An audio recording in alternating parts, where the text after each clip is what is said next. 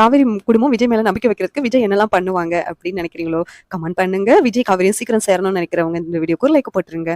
விஜய் வந்துட்டு தாத்தா சொன்னதை கேட்டுட்டு எப்படியாவது நம்ம காவேரி குடும்பத்தை கன்வின்ஸ் பண்ணி காவேரி கூட்டு வரணும்னு முடிவு எடுக்கிறாங்க.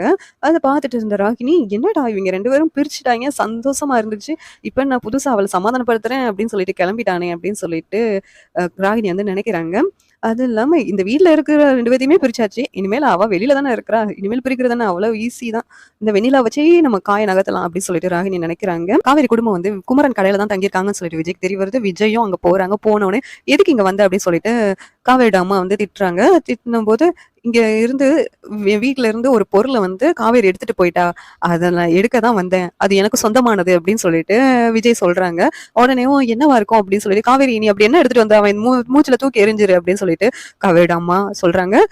அவங்க அக்காவும் சொல்லிக்கிட்டு இருக்காங்க. இதை கேட்டு காவேரி, இவர் எதை சொல்றாரு எனக்கு தெரியலையே அப்படின்னு சொல்லிட்டு எல்லாரும் சொல்றாங்க. ஆனா காவேரி மனசுக்குள்ளே நினைக்கிறாங்க, ஒவ்வொருக்கா இவர் கட்டின தாலியை தான் சொல்றாங்களா, அதை நான் கொடுக்க மாட்டேன், அதை கேட்கறதுக்காக இங்க வந்திருக்கீங்க அப்படின்னு சொல்லிட்டு காவேரி வந்து மனசு வருத்தப்படுறாங்க. இந்த நேரத்துல விஜய், அது உனக்கு ஒண்ணும் தெரியலையா, என்னோட இதயத்தை தான் நீ கொண்டு போயிட்ட, அதை தான் நான் சொல்லிக்கிட்டு இருக்கேன், அதை திருப்பி வாங்காம நான் போக மாட்டேன் அப்படின்னு சொல்லிட்டு விஜய் வந்து சொல்லிக்கிட்டு இருக்கேன். மாதிரி நாளைக்கான எபிசோட் அமைஞ்சா நல்லா இருக்கும் அப்படின்னு சொல்லிட்டு நான் நினைக்கிறேன். இந்த சீரியல் எப்படி இருந்தா நல்லா இருக்கும் நீங்க நினைக்கிறீங்கன்னு கமெண்ட் பண்ணுங்க. இந்த வீடியோ பிடிச்சிருந்தா லைக் பண்ணுங்க, ஷேர் பண்ணுங்க, சப்ஸ்கிரைப் பண்ணுங்க. தேங்க்யூ.